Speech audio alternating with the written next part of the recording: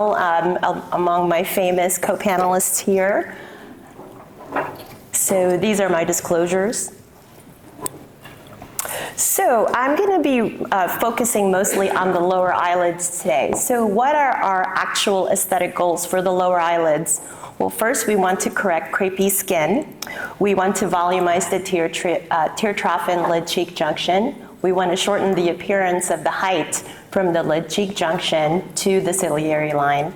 We want to correct eye bags or festoons if they're present.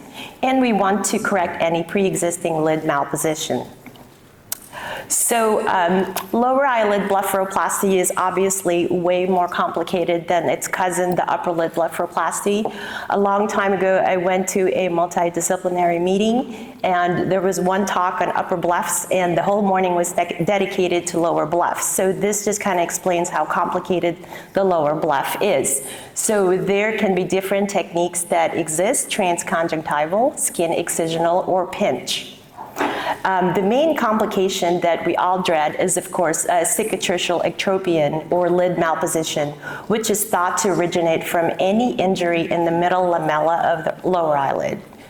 So for all of us here who's ever done periorbital surgery and has had an ectropion, we know how devastating this is. It's very difficult to fix and manage, both for the surgeon, the staff, and the patient, and there's a lot of hand-holding involved. So this is my own humbling experience. I have not removed any skin on my lower lids for the last 7 years. However, I had to make an exception with this patient because he had a cardiac pacer. So this was a contraindication for using the technique that I do. So of course, he developed lower lid malposition. We sat on it for 7 weeks with taping and massaging, didn't get better. Revised him and still had an ectropion, and unfortunately he passed away from COVID because he refused to get a vaccine, unfortunately, and didn't get a chance to fix his ectropion. So this seals my belief that I will never cut skin on the lower eyelid again. So what is my technique modification? Again, I don't do any skin excision. In lieu of the skin excision, I do skin resurfacing, mostly with plasma, and I vary this depending on the Fitzpatrick type of the patient. Fat grafting is the second very important component because this not only volumizes the nasojugal fold and the lid cheek junction, but I believe that it also provides support to the lower lid. This is the different techniques that are available that I've used in my practice. The ones that I've highlighted in red are my favorite techniques per Fitzpatrick type. I used a CO2 laser before I started using plasma technology, and I just could not get the skin tightening that I could get with the plasma. Chemical peels work too, however, this could be very dangerous, and once you have a patient that have a burn from a chemical peel, you'll never do this again on the lower eyelids. So this is my own experience from 2017. I've treated 75 patients ranging from 50 to 80 years old. 65 were women and 10 men. And these are the divisions with the different Fitzpatrick types. And I presented this as an abstract at this year's Aesthetic Society in ISAPS in Athens. So I've had 3 complications. 2/3 of them were for the patients that had full face resurfacing. 2 had PIH that resolved pretty good with skincare, and 1 cellulitis that was treated with oral antibiotics. But just as promised, there was no ectropion. And since 2017, no one has really come back to me to beg to have their skin removed. So I like devices. I've been in practice for 20 years and I've pretty much tried all of them. And the reason I got into this device kick was when earlier in my career, I would go to the facelift meetings, and the results that I loved the most were the ones with the skin resurfacing. So I started my skin resurfacing journey, started with an ablative 2940 erbium, didn't really like it, switched to CO2, again, couldn't get the results that I'm getting now, and then I got into plasmas. So let's usher in the plasma era. What exactly is plasma? Currently, these are the different types of plasma used in medical aesthetics today. Argan is used mostly in general surgery for like coagulating liver bleeding and laparoscopic surgery. I use helium and nitrogen plasma. And you guys have heard of the plasma pens, which is just based on air. This is what the plasma does to the tissue. The above diagram shows this in comparison with your ablative lasers with IPL and radio frequency. So the plasma forms a beam of zone of thermal injury, and depending on the amount of energy, it can go just from the deep epidermis to the epidermal dermal junction to the superficial papillary and reticular dermis. And this is very important because per Fitzpatrick type, the melanocytes live in the junction between the epidermis and the dermis. And so if you want to avoid post-inflammatory hyperpigmentation, you want to start doing this with just lower energies but with more treatments. So this is the histology of plasma-treated skin versus laser-treated skin. Most of the stratum corneum and the epidermis stays intact, so it acts like a biologic dressing, and so actually it has less pain for the patient and less possibility of infections. At day 10, you can see that there's more organization of the epidermis and dermis. The epidermis is thicker, and there's a lot of activity in the DE junction, so you know that there's a lot of healing and remodeling going on. So I'll start with talking about helium RF plasma. I've had more experience with this since 2017. So what exactly is it? It's a radio frequency that splits the helium gas into a cool plasma beam, and it has a bunch of FDA clearances. One, the most important, is of course it's FDA cleared for facial skin resurfacing for Fitzpatrick 1 to 3. So how does this compare with the CO2 laser? Why is it, in my opinion, better than a CO2 laser, and why does it do more tissue tightening? Because it has bidirectional effects. It's like a Bovie cautery, so it forms a complete circuit between the device and the patient. So not only do you have resurfacing on top of the tissue, you have a skin tissue coagulation underneath, versus a CO2 laser is just unidirectional. This is the technique. This is surgical, so you start with infiltration with local anesthesia or tumescent solution. And here is the resurfacing of the lower eyelid. If I'm just doing a regional treatment like this, I start from the lid-cheek junction up to the ciliary line. How does that compare with nitrogen plasma resurfacing?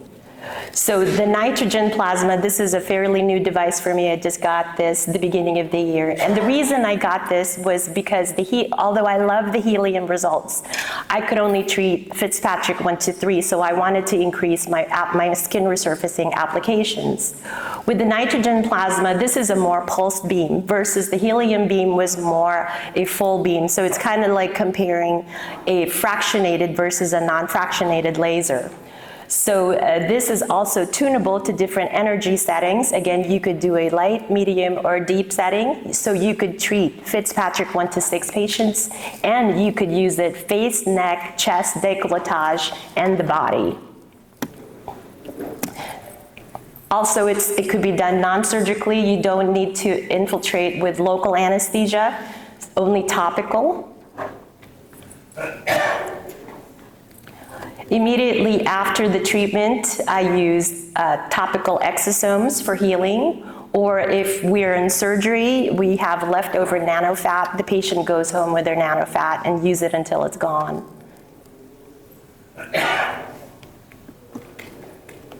So some case examples, I kind of divided it up by Fitzpatrick types. This is a 65-year-old patient. I did actually a full face helium RF plasma resurfacing with fat grafting. This is her 5 months results, so no skin excision on the upper and lower lids. This is another patient. She is 73 years old. I did a full face helium RF plasma resurfacing with fat grafting. Another patient who is older, 80 years old, and I actually used the nitrogen plasma, and this is her 3-month post-op result. This patient is 53 years old. I did skin excision on her upper lids, but only the resurfacing and fat grafting on her lower lids. And this is her 6-month result. It's great for men, because men especially hate scars, because they can't hide in makeup, obviously. So 57-year-old male, and he is 6 months post-op. Another male, I just treated the lower lids, 63 years old, 1 year post-op. So what about for our darker skin types, Fitzpatrick 4 and 5? This gentleman is 60 years old. He's a Fitzpatrick 4, and I did bilateral upper and lower lid resurfacing with the nitrogen and fat grafting. This is his 6-month result. And a Fitzpatrick 5 Indian male, 66 years old. I did skin excision on his upper lids and treated his lower lids only with nitrogen plasma. So yes, it's not a perfect result, but with the darker Fitzpatrick types, I do lower energy settings, and I don't mind having them come back. And it could be 2 treatments, 6 weeks apart. It could be 3 treatments.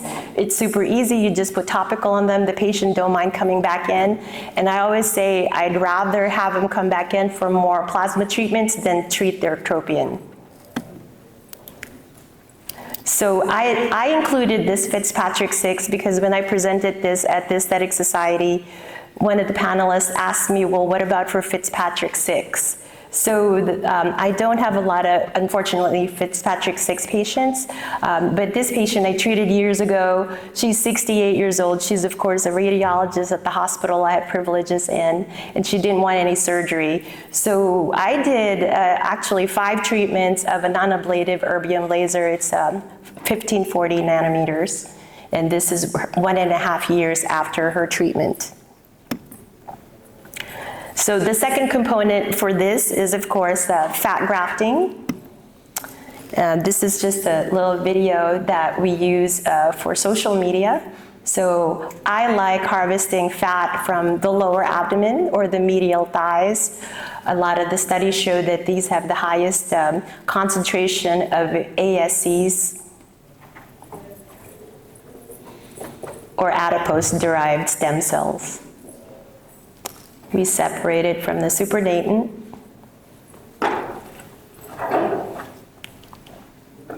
This is my lovely assistant, Michelle. She's in the audience right now.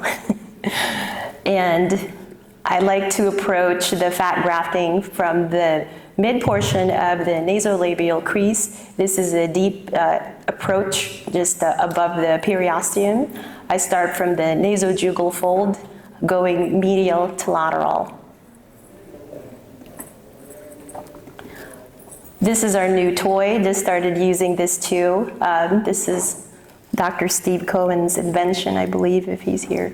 So what it does, it processes macro fat, which is greater than 2 millimeters in size, to micro fat, which is 1 to 2 millimeters in size, and then into nano fat, which is about 500 microns. Then there's another device that could further break it down to SVF.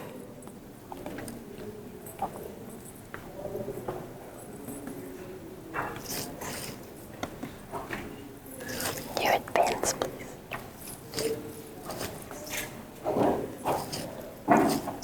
You advance. Mm-hmm. Oh no, it's just repeating the video. Sorry. Sorry, it's not advancing.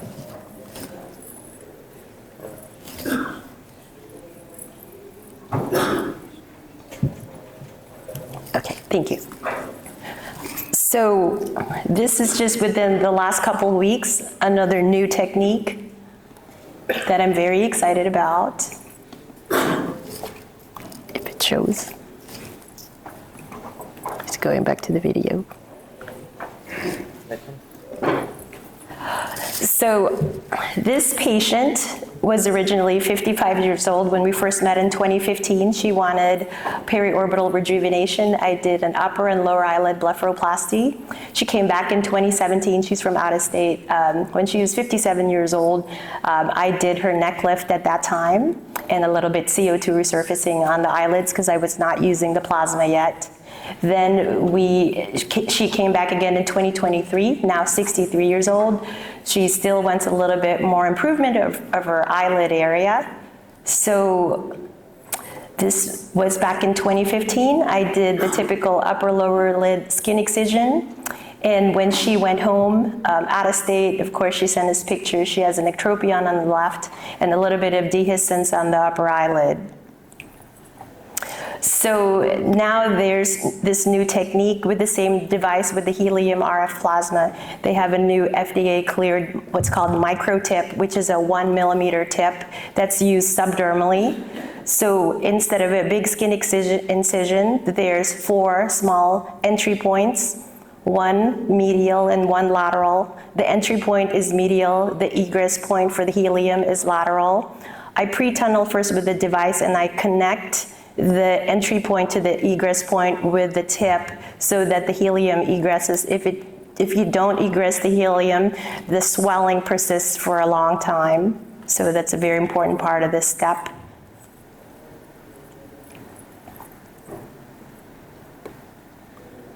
And again, this is just under local anesthesia, very well tolerated.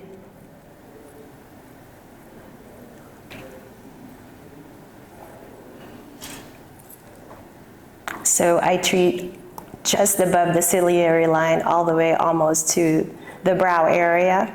Depends on the crepiness of the skin or skin laxity. Here I'm squeezing out the helium and a little bit of the blood intumescent.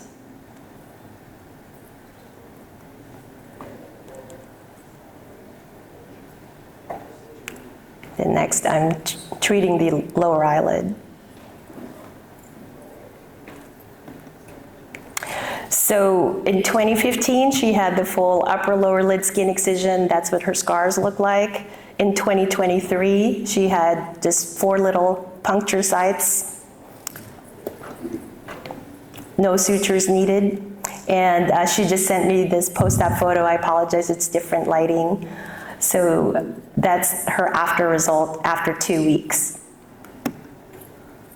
This is a challenging patient. She came to me, she's 70 years old. She wanted facial rejuvenation, but she had a left parotidectomy and left neck dissection and radiation, and she was really stuck down on that side. So what I did to improve her periorbital area was a minimally invasive brow lift. That's actually on the on-demand portion of PSTM this year. I did the scarless upper lower bleph with the subdermal helium and fat grafting, and this is her 3-week result. So, is this the new Da Vinci surgery for eyelid surgery? We have to kind of think about this because general surgery has progressed quite a bit from open choles to laparoscopic choles, and now hardly any scars from a Da Vinci surgery. So in conclusion, I presented a way to not excise the skin in order to avoid ectropion. As plastic surgeons, the scalpel is not always our friend, so we have to be a little bit creative to avoid complications such as ectropions. My goal is, of course, to write up and find the manuscript for my abstract, more long-term follow-up, more patients, and more objective measurements. This recently won, the 3-minute version of this talk won the Gold Award for Rapid Fire in Athens for facial presentation. I share this experience not because I think I'm cool, but because the plastic surgeons around the world hate ectropion as much as I do. Shameless plug, no financial disclosure on this. I wrote the skin resurfacing chapter for the 9th edition of Grab and Smith, should be coming out at the end of the year.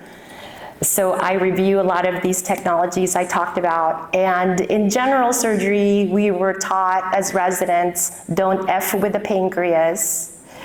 The lower eyelid is the pancreas of the face. So I am not gonna F with it. Thank you.